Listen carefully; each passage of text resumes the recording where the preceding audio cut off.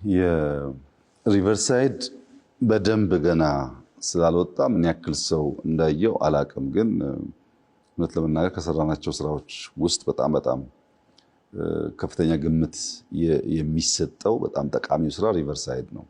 አዲስ አበባ ላይ ክሎስ ቱ 50 ኪሎ ሜትር የሆነ አጠቃላይ የሚሰራው የሪቨርሳይድ 8 ወንዞች ላይ ይሰራል።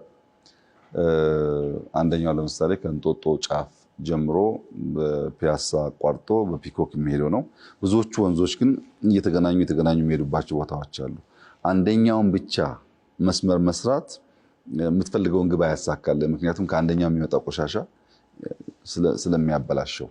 ሪቨርሳይዱ ብዙ ሀገራት እኔም ያየሁት የተለመደው ሪቨር ባንኩን የውሃ መሄጃውን ብዙ ሀገራት አሳምረው በድንጋይ አድርገው ሰርተዋል። ንጹህ ውሃ እንዲሄድበት ብዙ ቦታ ይታያል። የኛ ለየት የሚያደርገው ግን ከውሃ መሄጃው ግራና ቀኝ እንደየቦታ ሁኔታ 50 100 ሜትር ድረስ ወክወይ ያለው ፕላንቴሽን ያለው መዝናኛ ቦታ ያለው ለእይታ በጣም ማራኪ የሆነ ነገር ነው። የብዙ ከተሞች ውበት ግሪን መሆን ብቻ ሳይሆን ለውሃ ዳር መሆናቸው ነው። ኦሽን ወይም ሌኮች ያሉባቸው ከተሞች የተሻለ ተፈላጊ ናቸው። አዲስ አበባ እንዳጋጣሚ ሆኖ የአየር ጠባዩ በጣም የተመቸ ነው። ግሪን መሆን ትችላለች፣ ግን ደግሞ ውሃ የለንም። ያንን ክፍተት የምንሞላው አንዱ የሪቨር ልማቱ ያንን ጋፕ ይሞላዋል። ውሃ፣ የውሃ ድምፅ፣ ግሪን ነገር ማየት፣ ንጹህ አየር ማሽተት ቅድም እንዳልኩት ሰላም የሚሰጥ ጉዳይ ነው። ያን ለማድረግ ሪቨር ባንኩ ሲስተካከል ብዙ የኑሮ ዘዬ ያሻሽላል። ከዚህ ቀደም ግን የነበረው ብዙ ቦታ በእግር አይደለም በመኪና እየነዳህ ሪቨር ክሮስ የሚያደርግባቸው ቦታዎች ላይ ከደረስክ መስታወት ከተከፈተ ጉንፋን ያማል፣ ቶንስል ያማል። በጣም ከፍተኛ ሽታ ነው ያለው። በእግር ደግሞ አይታሰብም። ለምን? የኛ ውሃዎች ጥቁር ናቸው አይገልጸውም።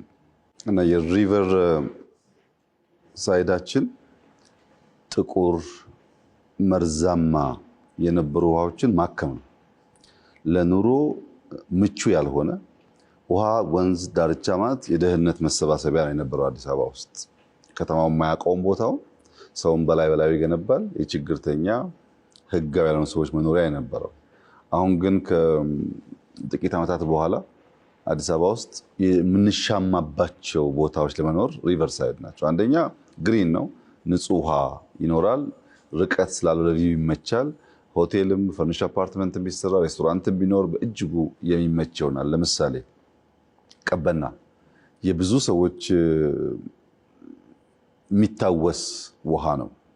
ሲኒየር ሰዎች ብታናገር ቀበና ዋኝተን ቀበና እንደዚህ አድርገን ይላሉ። ጎኑም ታዋቂ ሃይ ስኩል ስላለ የዛሬ 2-3 ዓመት ሙሉ በሙሉ ሻንቲ ሃውሶች የሞሉበት ውሃው በጣም የሚሸት የቆሸሸ ነው የነበረው።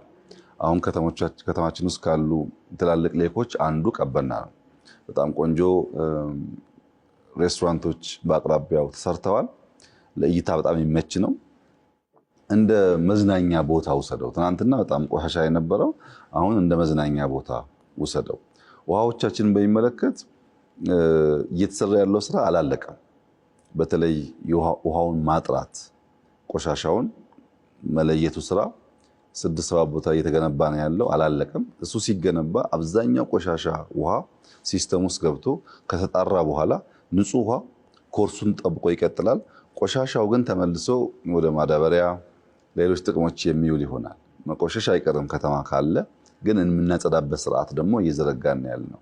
በዚህ ምክንያት ሪቨርሳይድ በእኔ እምነት ለብዙ ሀገራት ምሳሌ የሚሆን ልጆቻችን የሚኮሩበት ስራ፣ ግን በጣም ደግሞ የፈተነን ስራ፣ ከስራዎቻችን ሁሉ ፈታኙ ስራ ነበረ።